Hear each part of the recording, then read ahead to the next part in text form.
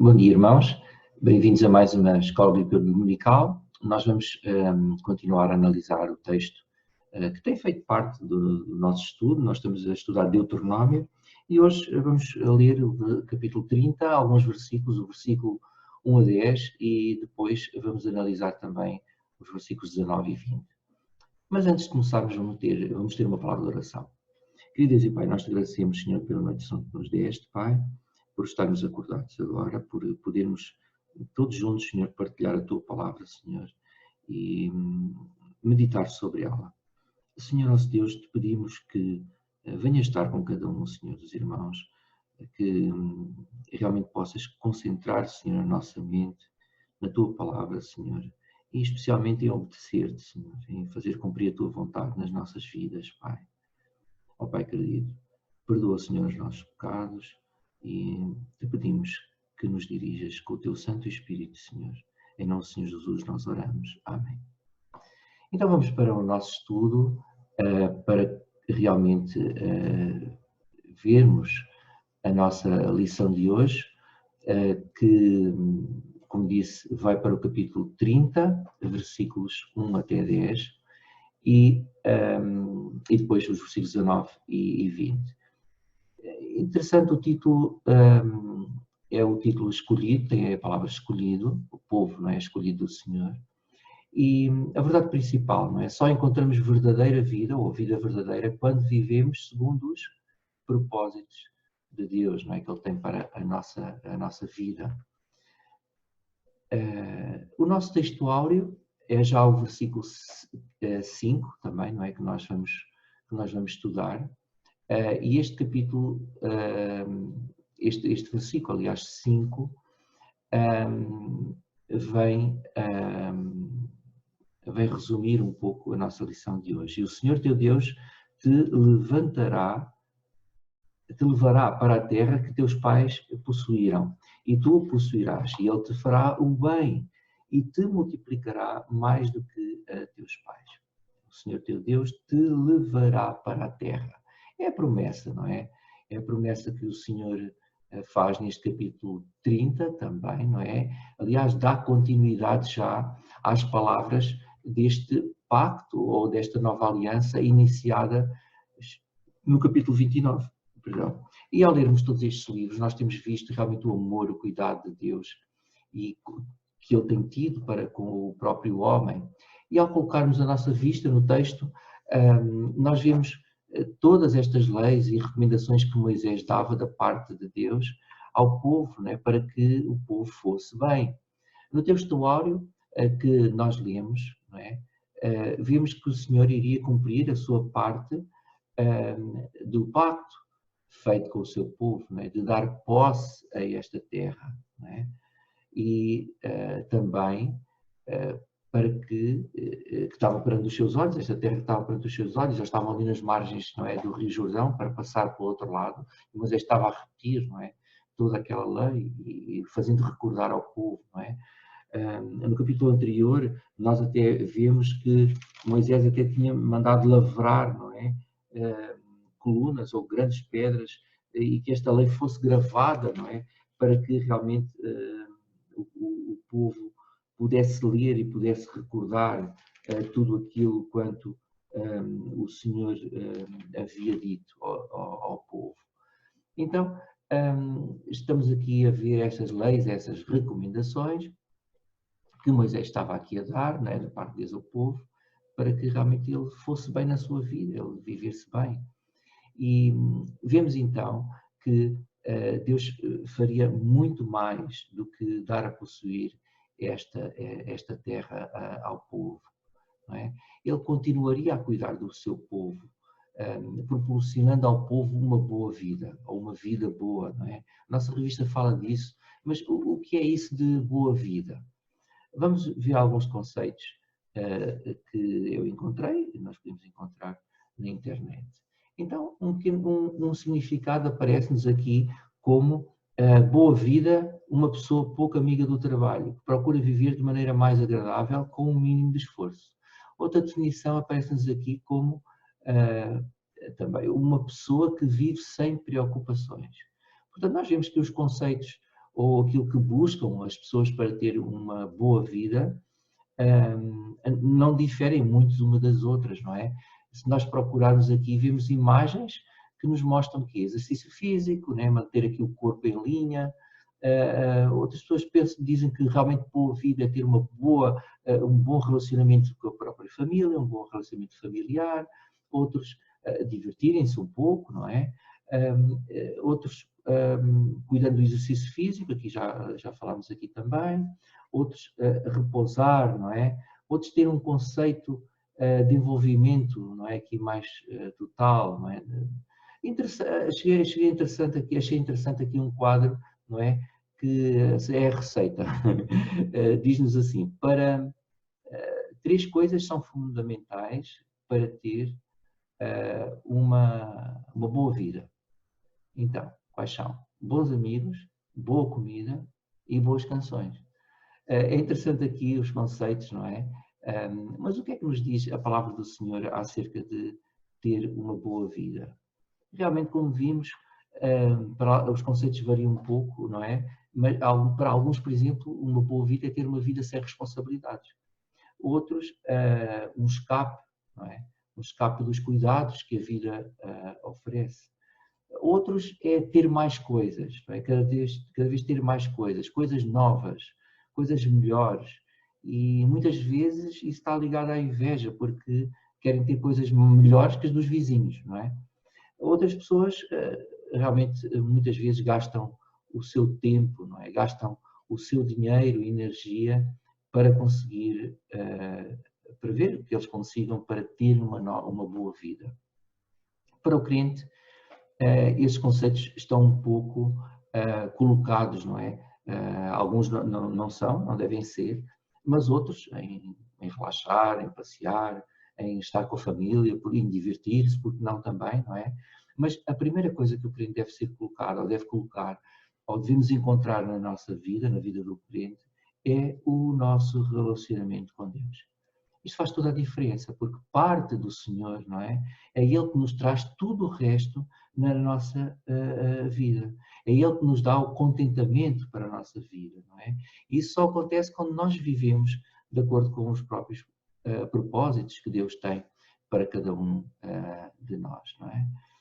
Vamos então ao texto bíblico e vamos analisar assim, vamos procurar ver e analisar assim alguns versículos. O versículo 1 diz-nos então o seguinte: e será que, sobrevindo de todas estas coisas, a bênção ou a maldição que te tenho posto diante de ti, e te recordares delas entre as nações para onde te lançar o Senhor teu Deus? É que aqui fala de bênção, fala de maldição, mas nós não estávamos a ver o que eram coisas boas, o que era uma boa vida. Pois, mas é que aqui fala que realmente diz que o povo iria viver coisas boas. Irias viver o quê? A bênção. Mas também coisas más. A maldição. Não é? E o que é mais preocupante, não é? É que ambas vinham de Deus. Tenho posto diante de ti. Não é? Então, numa escolha de vida do povo, pelo pecado, infelizmente, não é? Levaria Deus a agir com o seu povo, não é? Diz-nos aqui o texto: para onde te lançar o Senhor teu Deus, não é? Ele faria isso para quê? Claro, para endireitar, para corrigir, para disciplinar, para chamar à razão o povo, não é? Para que levasse o povo a recordar da lei do Senhor, não é? Diz-nos o texto, e de recordar delas entre as nações, não é? É interessante, não é? Como o Senhor conhece-nos muito bem, não é? O Senhor conhece e conhecia muito bem o coração deste seu povo, não é? Um povo com tendência a se desviar, como infelizmente todos nós também, não é? Muitas vezes também alternamos como o povo do Senhor, o seu comportamento entre obediência e infidelidade para com Deus.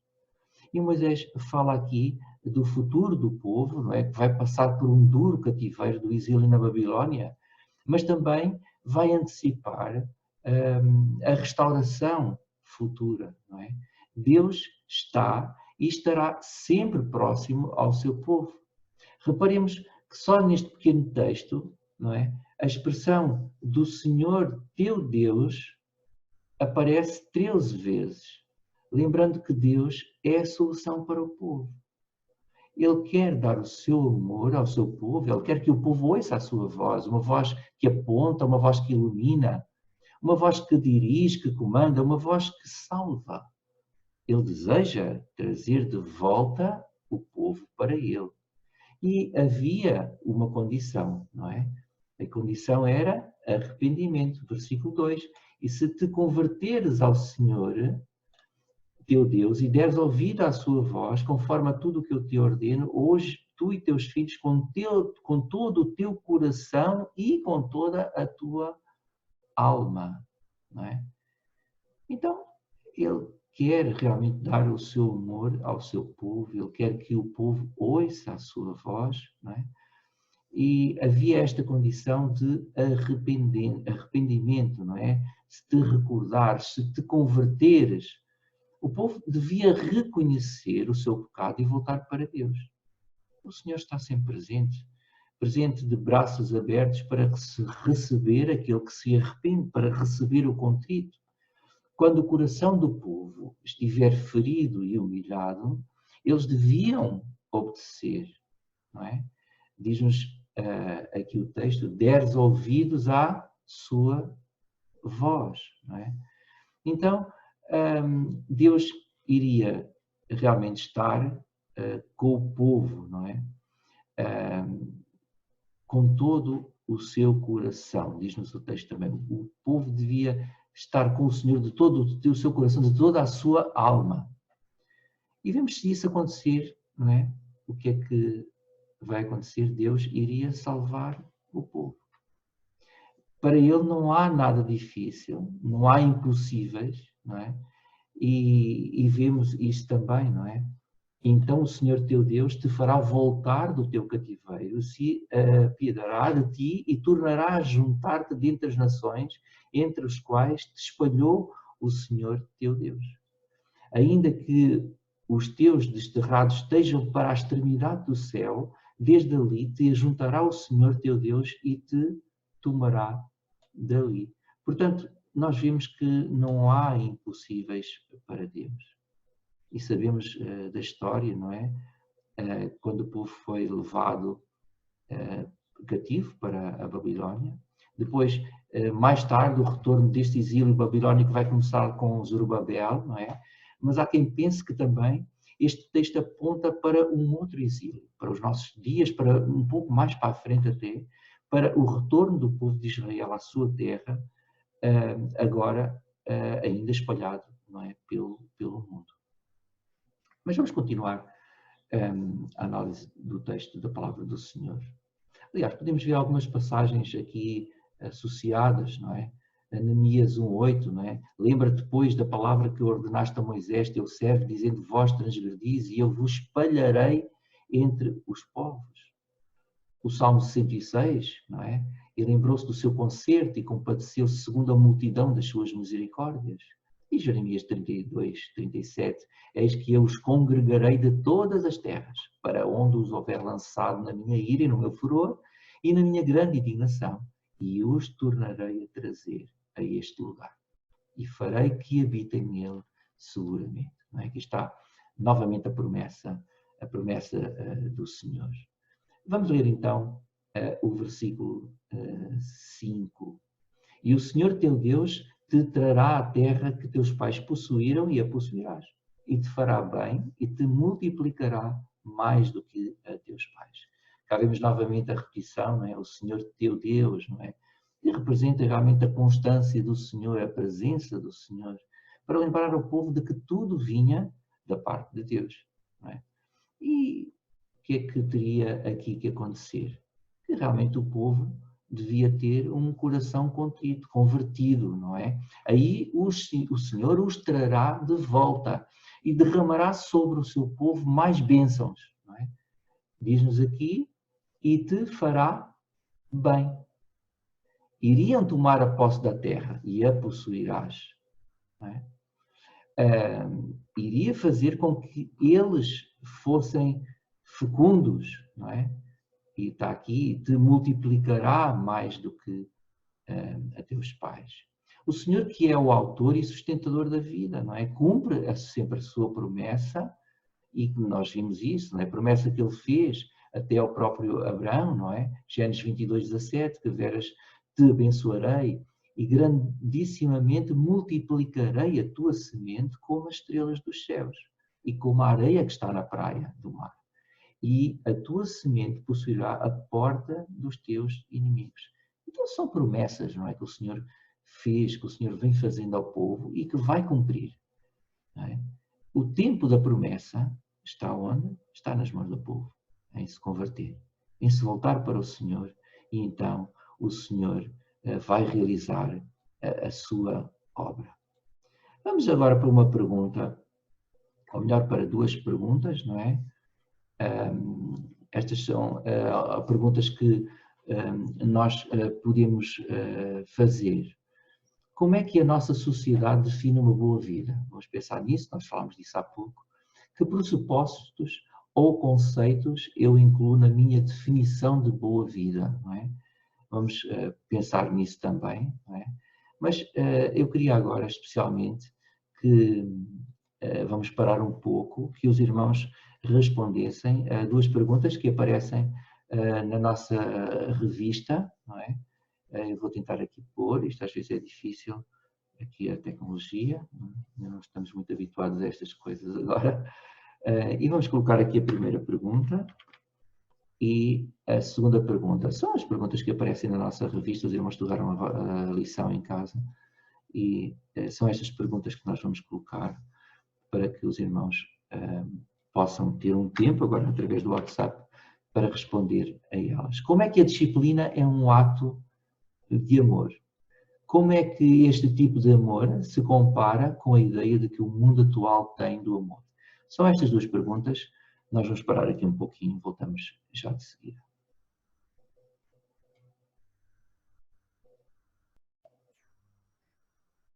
E vamos voltar ao nosso estudo. Vamos continuar no versículo 6. E o Senhor teu Deus circuncidará o teu coração e o coração da tua semente, para amares ao Senhor teu Deus com todo o coração e com toda a tua alma, para que vivas. Alguns textos paralelos também. O profeta Jeremias: lhes darei o mesmo coração e o mesmo caminho, para que temam todos os dias para seu bem e bem de seus filhos depois deles. Ezequiel 11:19 também. E lhe darei um mesmo coração e um espírito novo porei dentro deles, e tirarei da sua carne o coração de pedra, e lhes darei um coração de carne. Não é? Uma operação, não é, que o Senhor tinha que fazer aqui realmente ao povo. Mas anteriormente, na história de Israel, Deus disse a Abraão, não é, que a circuncisão seria um sinal físico perpétuo da sua aliança com o povo judeu e a aceitação da sua aliança pelo povo. Nós vimos isso em Gênesis 17, está esse relato. Deus desejava que este fosse um ritual, mas que fosse uma ocasião solene de submissão do povo e de adoração. Percebendo que as atitudes internas eram mais importantes do que esses sinais externos, Moisés tinha antes apelado ao povo para circuncidar os seus corações, tirando deles tudo o que iria interferir, que os distraía de amarem a Deus com exclusividade. Em Deuteronômio 10:16, eu já dizia: circuncidai, pois, o propósito do vosso coração e não mais endureçais a vossa cerviz. Antes do exílio, não é? Jeremias lembrou mais uma vez a Israel que a circuncisão dos seus corações ia ser a única coisa que os podia salvar. Jeremias 4:4. Circuncidai-vos para o Senhor e tirai os propósitos do vosso coração, ó homens de Judá e habitantes de Jerusalém, para que a minha indignação não venha a sair como fogo e arde de modo que não haja quem a apague, por causa da malícia das vossas obras. No Novo Testamento, Paulo apresenta um mesmo argumento Romanos 2, 28 e 29. Porque não é judeu o que o é exteriormente, nem é circuncisão que o é exteriormente na carne. Mas é judeu que o é no interior. E circuncisão a que é do coração, no espírito, não na letra, cujo louvor não provém dos homens, mas de Deus. Então os judeus dos seus dias orgulhavam-se desta sua circuncisão física, dizendo que tudo isso era prova de que eles pertenciam a Deus. Mas Paulo corrige então também esta ideia errada, não é? Ensinando que a circuncisão do coração é a verdadeira prova da fé genuína. Só o Espírito, não a lei, pode mudar uma pessoa de dentro para fora.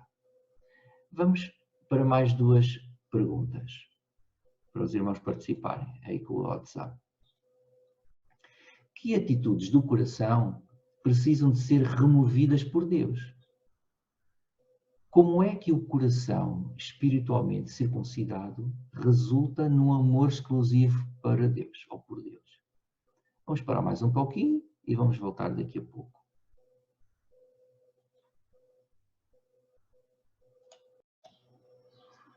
Vamos retornar ao nosso estudo, agora com o versículo 7 e o versículo 8. E o Senhor teu Deus porá todas estas maldições sobre os teus inimigos e sobre os teus aborrecedores que te perseguiram. Converter-te-ás, pois, e darás ouvidos à voz do Senhor. Farás todos os seus mandamentos que hoje te ordeno. Então o castigo para aqueles que se opõem ao povo de Deus vem somente da parte de Deus. O Senhor diz na sua palavra, minha é a vingança, não é? Diz o Senhor. O povo podia servir então ao seu Deus à vontade, não é? Não teria que ter receio, pois o Senhor iria trazer justiça sobre os seus inimigos, não é? Por mais poderosos que eles fossem, não é? Todos aqueles que tinham aborrecido ao Senhor, o Senhor iria trazer, Senhor, realmente maldições sobre esses inimigos, não é? Converti-ás, pois, e darás ouvidos à voz do Senhor, farás todos os seus mandamentos que hoje te ordeno. Esta era a condição que o povo teria que fazer, não é? Estamos a ver isso desde o início, não é? A conversão do povo, a realmente buscar o Senhor de todo o seu coração, de toda a sua alma, não é? Diz o Senhor no versículo 9, e o Senhor teu Deus te dará em abundância em toda a obra das tuas mãos, no fruto do teu ventre, no fruto dos teus animais, e no fruto da tua terra para bem, porquanto o Senhor tornará a alegrar-se em ti para bem, como alegrou em teus pais. Quando deres ouvidos à voz do Senhor teu Deus, guardando os seus mandamentos e os seus estatutos escritos neste livro da lei, quando te converteres ao Senhor teu Deus com todo o teu coração e com toda a tua alma, não é? Exatamente. Fazei prova de mim, lembrei-me desse versículo agora, não é? Quando os israelitas voltassem a obedecer a Deus e a seguir os seus mandamentos, não é? Eles não só ficariam livres dos seus inimigos, mas também o Senhor os faria produtivos, não é? Fala aqui, em toda a obra das tuas mãos, te dará em abundância em toda a obra das tuas mãos. Eles seriam também fecundos com abundância no fruto do teu ventre. Também aumentaria muito o seu gado, não é? Diz-nos aqui no fruto dos teus animais, mas também na terra. A terra iria produzir com muita abundância pela atuação do Senhor e no fruto da tua terra para bem. Não é? Então, vemos que as colheitas, não é, também seriam abundantes, mas a maior e maravilhosa bênção é a alegria do Senhor no seu povo. Se o povo de Deus abandonasse os seus pecados, voltasse para o Senhor e seguisse os seus mandamentos, iriam gozar realmente uma vida que só o Senhor podia dar, não é? Como se alegrou em teus pais, não é? Tornará a alegrar-se em ti. Maravilha, não é? Sabemos aqui quando Deus se alegra de nós, não é? Pela nossa vida, pelo pelo nosso ligar ao Senhor, não é? Pelo nosso coração sendo um. E é maravilhoso, não é? Nós vimos isso, não é? Quando deres ouvidos à voz do Senhor, teu Deus, guardando os seus mandamentos e os seus estatutos. Não é? Esta era a condição que o povo tinha que fazer. Tinha que se converter ao Senhor, entregar o seu coração ao Senhor, com todo o seu coração, viver esta união com Deus. Devia querer isso, não é? Com toda a sua alma. Vamos dar aqui um salto, não é? Mais para o final, para os versículos 19 e versículo 20. Os céus e a terra tomo hoje por testemunhas contra ti, que te tenho proposto a vida e a morte, a bênção e a maldição. Escolhe, pois, a vida para que a vivas, tu e a tua semente. Moisés, não é, faz aqui este convite ao povo do Senhor, não é? Se a lei exigia pelo menos 2 testemunhas, Moisés não estava aqui a ser modesto, não é? Ele estava a buscar testemunhas, a imensidão dos céus, não é? Os céus e a terra tomo hoje por testemunhas contra ti. Podemos pensar, então, que em toda essa legião, não é? A imensidão dos anjos, desses seres celestiais, não é? E a vastidão também das gentes aqui da terra, todos aqueles que iriam ver o estilo de vida do povo, não é? O estilo de vida se era fiel ao Senhor, testemunho, não é? O pecado iria trazer a maldição, iria trazer a morte, mas a obediência e a fidelidade ao Senhor traria a bênção da vida, uma vida dada por Deus. E a escolha da vida envolvia esta permanência, não é? De amar ao Senhor. Diz-nos aqui, logo no versículo 20, no princípio, amando ao Senhor, teu Deus. Não só amar ao Senhor, e isso envolvia também obedecer à sua voz e ficar junto ao Senhor, mantendo firme a sua fé no Senhor. Então, escolher o Senhor é escolher vida. Fora de Deus, eles não teriam vida. Escolhe, pois, a vida, pois Ele é a tua vida. E o mesmo acontece realmente em nós hoje. Nós, parece que não, mas enfrentamos a mesma escolha. E há muitos que ainda não responderam a esta pergunta: vida ou morte? O que escolhes? E vemos que Jesus, enviado por Deus, para nos dar vida e vida em abundância. João 10:10, não é? O ladrão não vem senão a roubar, a matar e a destruir. Eu vim para que tenham vida e a tenham com abundância. Foram as próprias palavras do Senhor Jesus. O apóstolo Paulo disse também aos Colossenses: Cristo é a nossa vida. Quando Cristo, que é a nossa vida, se manifestar, então também vós vos manifestareis com Ele em glória. Então, ao escolhermos Jesus, não temos dúvida, encontramos vida. Vamos terminar com um pensamento para meditação.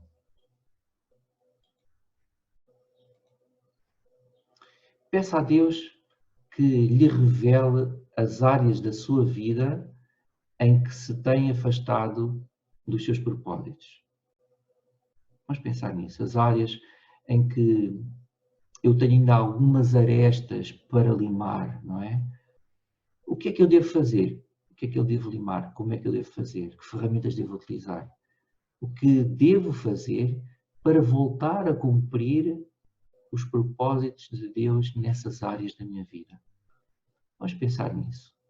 E tal como o povo, tal como a mensagem do Senhor através de Moisés, esta possa ser uma mensagem que entre no nosso coração, não é? E nós, de todo o nosso ser, de todo o nosso coração, de toda a nossa alma, possamos servir ao Senhor nosso Deus. Que o Senhor nos abençoe. Amém.